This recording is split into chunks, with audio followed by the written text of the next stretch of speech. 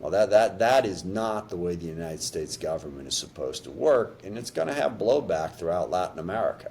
We're going to alienate those countries and those partners while China and even Russia and to some degree Iran are trying to develop inroads down there. So this has huge implications for our national security. Yeah, so, everything that you talked about, concerns me, and your perspectives on it are clearly welcome.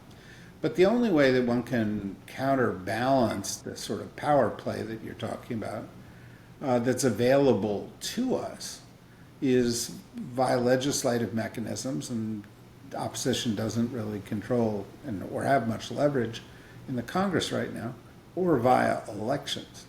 And so it raises a question. What do people in your district care about? Of the issues we've talked about here, do any of them resonate?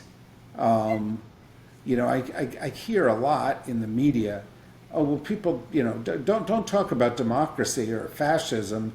People don't really care about that. And yet the people I know, that's all they talk about. But, I'm an East Coaster. You're a West Coaster. You have a district you go to and you live in and talk to these people. What do people care about right now?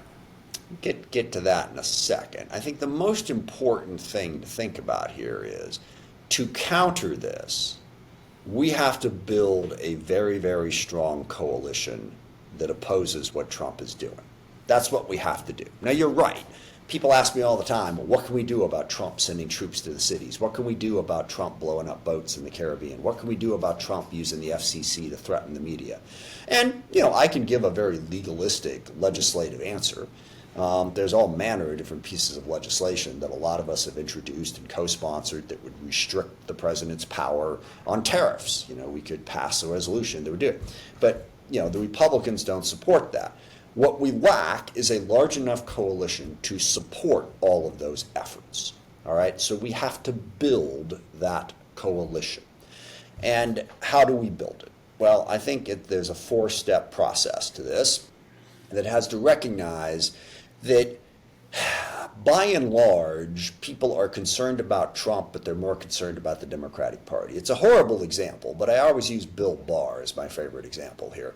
Bill Barr wrote this book shortly after the first Trump presidency that basically absolutely skewered Donald Trump. Just said he was a child, the worst president ever, talked about all the terrible decisions he made, the terrible way he ran the office. And then Bill Barr went around for a year doing things like this, podcasts. Everybody say, hey, God, here's my book, Trump, he's terrible. And then Bill Barr endorsed Donald Trump. And he explained it in one sentence, or actually, I think 4 words. The left is worse. That's the way he explained it, all right? So we got 2 jobs here, and that is to go after what Trump is doing and convince people that we have a reasonable alternative. And the 4-step process is, I think we have to talk about both Trump's authoritarianism and his threat to democracy and our Constitution and his policies that are harming America. I don't think it's a choice. And I get in these debates all the time with pollsters who say, well, they care about kitchen table issues, care about this. I kind of agree with Steve Jobs to a certain extent, who always said, my customers don't know what they want until you show it to them.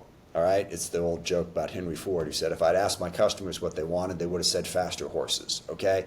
So you've got to lead to some extent. You can't just sit there and put your finger up in the wind and go, what are people talking about? You have to show them that you have a vision, an idea for where you want to take this country. So I think it's perfectly appropriate for us to say the authoritarianism that Trump is doing is a real problem, and then you connect that to the policy.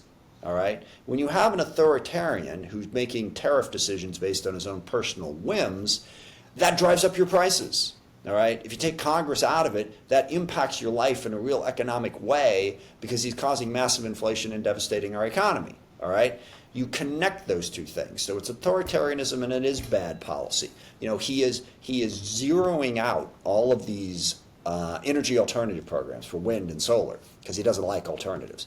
Well, right, even if you want to drill, baby, drill, you need all the energy you can get. He is driving up energy prices because on his own personal whims, he's canceling $10 billion in energy projects, many of which are almost done, and I get my kilowatts and my gigawatts mixed up. But anyway, these things are going to put power onto the grid, and he's taking it down because he's a frickin' dictator who doesn't care about it. So connect that and make that case. But then the second part is we have to present a reasonable alternative. And I think part of presenting a reasonable alternative is to admit our mistakes, okay? 80 million people or so voted for Trump. They're not all racist, bigoted, horrible, awful people. A lot of them didn't like having an unsecure border. A lot of them didn't like all of the crime, homelessness, drug abuse, mental health problems, and unaffordable housing that was growing up in cities run by Democrats across this country. A lot of them don't like radical identity politics that says that if you don't think and speak exactly like the left does, then you will be labeled a racist and a bigot and shunned in our society. They had reasons. We have to show that we hear them, and we're going to address those issues. And we don't think everyone who thinks that there should be restrictions on immigration is a bigot. We don't think that everyone who owns a gun is a school shooter.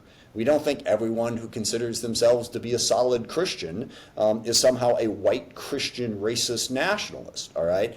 We've got to work on that piece. And then the fourth piece is Democrats need to get better at how we campaign.